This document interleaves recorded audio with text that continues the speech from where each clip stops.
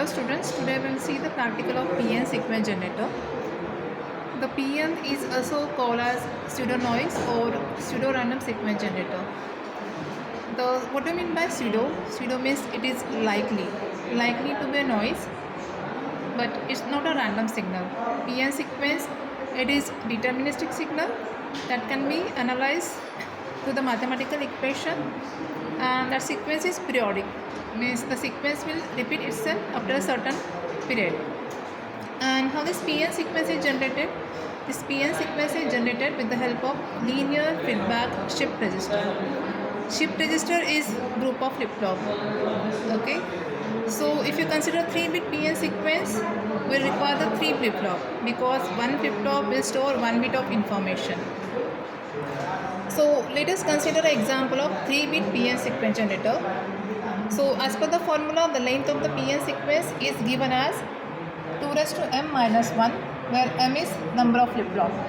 And we want to design 3-bit PN sequence generator. So here the number of flip-flop is nothing but a 3. So we have 2 raised to 3 minus 1. So we have the 7 bits. So PN sequence is of 7 bits. So this is the block diagram of PN sequence generator. 3-bit PN sequence means will require the 3 flip-flop. Flip-flop 1, flip-flop 2 and flip-flop 3. Where Q1, Q2, Q3 are the output of the corresponding flip-flop. We have used the XOR gate, that is your parity generator or the logic.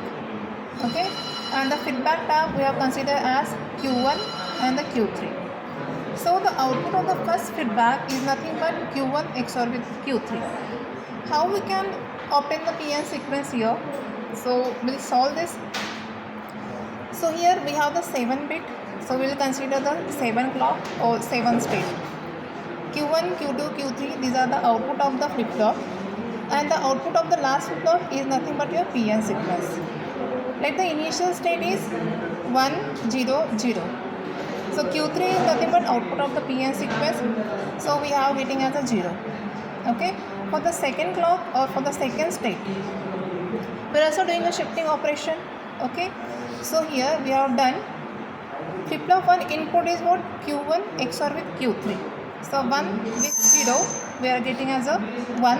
So flip-flop output is 1. Previous Q1 was 1, that is shifted to the next flip-flop. So 1 we have shifted here. Similarly for the Q2 we have shifted this 0. So we are getting the sequence 0, 0, 1, 1, 1, 0, 1. And if you observe that at the A state or the A clock we are again getting the initial state. Okay. So PN sequence, as per the formula, we are getting the 7 bits. So here we are getting the 7-bit PN sequence. And we want to verify the balance property and run property for the PN sequence. As per the balance property, number of ones is 1 more than number of zeros. So if you see here, we are getting the 4 ones and 3 zeros. Run properties. For the run property, the formula is given as 2 raised to in the bracket m minus 1. M is your number of flip-flop. So 2, 3 minus 1, 2 raised to 2, so 4 run. Run means what? That is continuous values of ones or zeros. So in the PN sequence, 0, 0, that is 1 continuous value. First run, 1, 1, 1, second run, 0, third run, next one, fourth run. So we are getting here 4 run. So our balance property and your run property are verified. Let us here. So this is the kit diagram of 6-bit PN sequence generator. 6-bit means will require the 6 flip-flop. Now in shift register we are using a D flip-flop because what are the D input? That is your next state. So 74175, that is your code D flip-flop IC. Okay. This is your 6-bit PN sequence. So we will require the 6 D flip-flop. Okay. This is a clock generator, generating a clock that is given to the all the flip-flop. Okay. Now here this is your parity generator or the logic. Okay. So here we have taken the reset. Initial state is not given, so that's why we are using the inverter, and that inverter output, that is B, is given to the flip-flop input. Okay. And this is the last flip-flop output.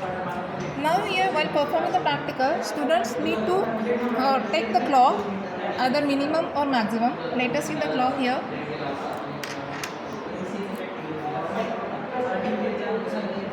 Okay, so this is the clock, note down the frequency of the clock. Let us see the output of the PN sequence.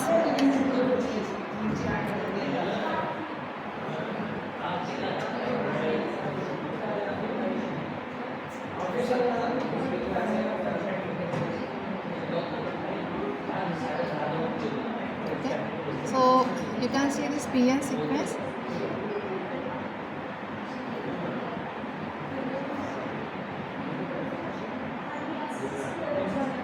Okay, so this is your PN sequence, and it is observed that the sequence is repeating itself after a certain period, and student need to measure the total time period of the PN sequence. Okay, this is 6-bit PN sequence. So in this sequence we will have the 63 bits. Okay, and after the certain period again these 63 bits are repeating itself. Okay, though one task is given to the students, so students need to measure the chip period. Okay, chip period, and student need to measure the total period of the PN sequence. Okay, and verify balance property and run property. Thank you.